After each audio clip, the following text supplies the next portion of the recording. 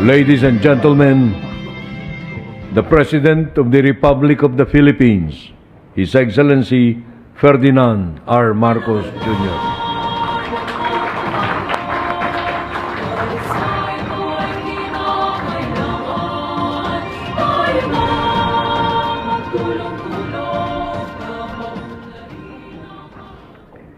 Thank you very much. Please take your seats.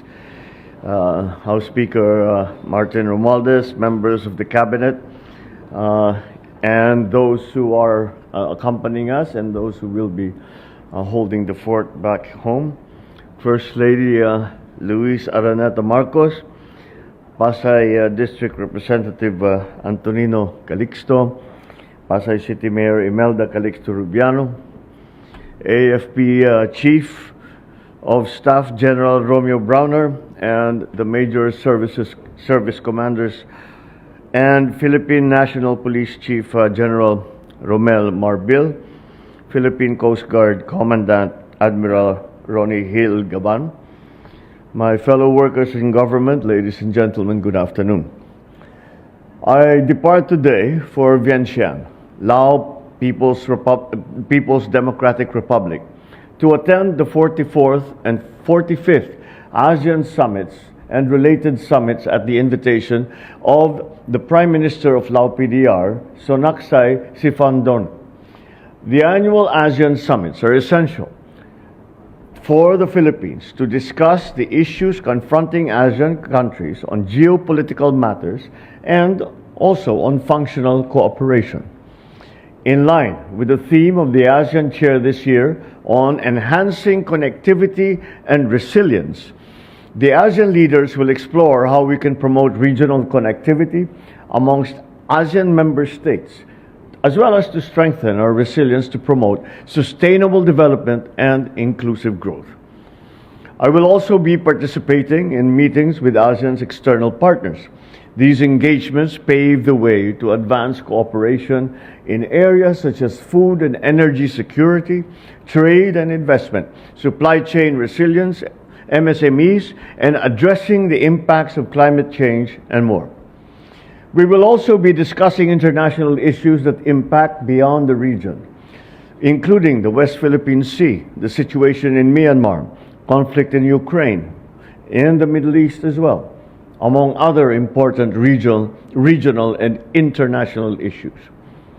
As we continue to grapple with sharpening regional tensions, including the recent dangerous incidents in the West Philippine Sea, I intend to champion our advocacies in promoting an open, inclusive, and rules-based international order, and for the peaceful resolution of any disputes in accordance with international law.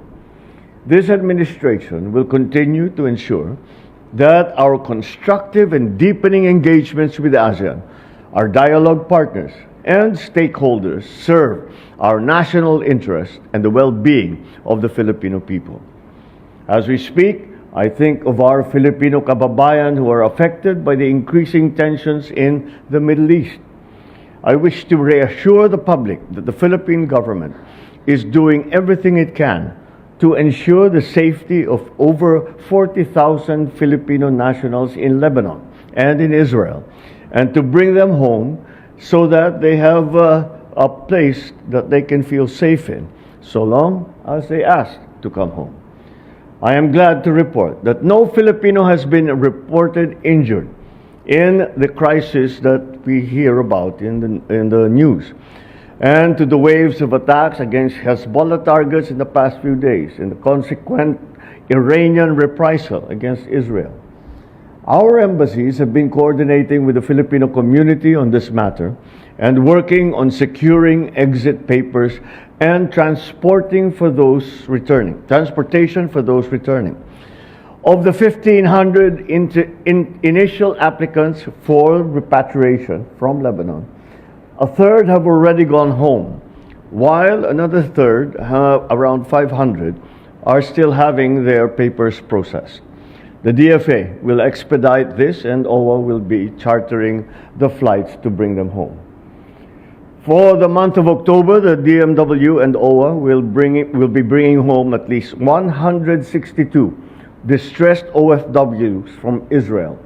Once they return to the Philippines, the DMW and OWA are ready to provide assistance to them. Sa ating mga kababayan sa Lebanon at Israel, ang ating pamahalaan ay nakahanda sa pagtugon ng inyong pangangailangan. We hope that you will avail yourselves of our repatriation program while flights are available. In the meantime, heed the advisories of the Philippine Embassy and the Lebanese and Israeli governments.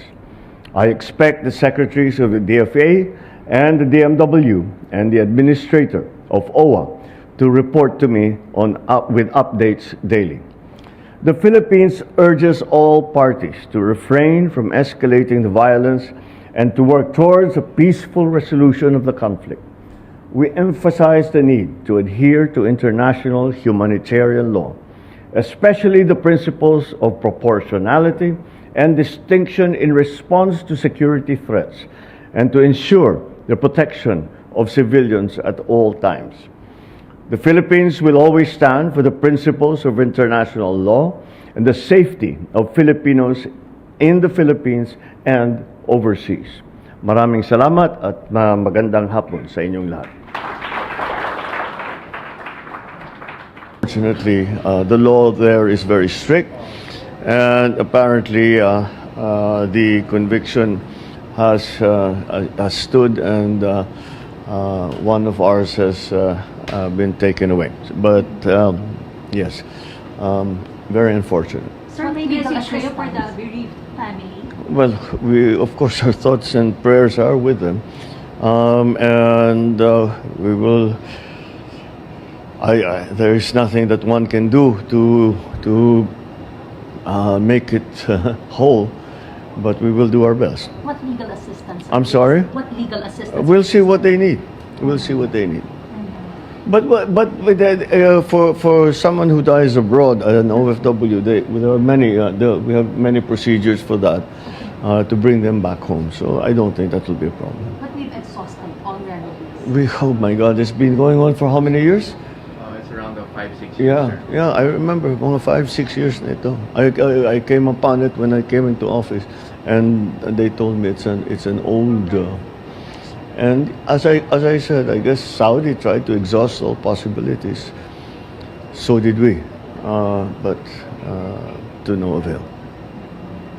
All right, thank you. In Laos, 2005, we started the first dam in Laos, the Nangum 2. Pinakamalaking Pilipinos namin nadala dito is 800 from our previous project in Sayaburi. And our current one is in Luang Prabang, na ang target namin is 600 Filipinos. So far, 300 pa lang kami. Siyempre, Pinoy. Kilala mo naman ng Pinoy, di ba? Masipag, matyaga, tsaka madaling makasalamuha sa ibang lahi. Mapagkakatiwalaan ng Pinoy. Ako po si Hamen Rodero. Tubo po akong Negros. Tatrabaho po ako dito sa Laos since 2008 for 16 years already or more. At saka gumawa po kami dito ng homeschool, pinagsimulan. Yung purpose lang po na para makater una yung mga anak namin. And kalaunan, maraming mga Pilipino. We have 22 students. More than half of that is Filipino. Hello, ako pala si Angeline Socorro Rodriguez Ponce. Ako'y pinanganak sa Alaminos, Pangasinan. Sa Pilipinas, ako po ay actually a professional nurse. So, licensed nurse po ako. Pagkapunta ko dito sa Laos together with my husband, I work here as a teacher. And at the same time, sa school na pinag-workan ko dito, nurse din po ako. Fortunate na nandito tayo. Pagpatuloy natin ang ating magandang gawain at maging halimbawa tayo ng mabuting gawain sa ating kapwa at sa ibang lahi. Para po sa amin at sa akin, yung bagong Pilipinas, di ba? It's a new era to discover the new Filipinos, not just only in the Philippines, but also the skills of the Filipino outside the country. And then in such a way that what we can contribute to our motherland sa mahal nating Pilipinas. At saka sa mga tao, not just there in the Philippines, but also sa mga Pilipino outside the country. Masarap sa pakiramdam, masarap sa puso, masaya. Masaya kami na mga Pilipino na dadalo ang aming ama sa ating bansang Pilipinas ang ating Presidente Bongbong Marcos. Na kailangan tayo na magtulong-tulong, napaunlarin ang mahal nating bayan.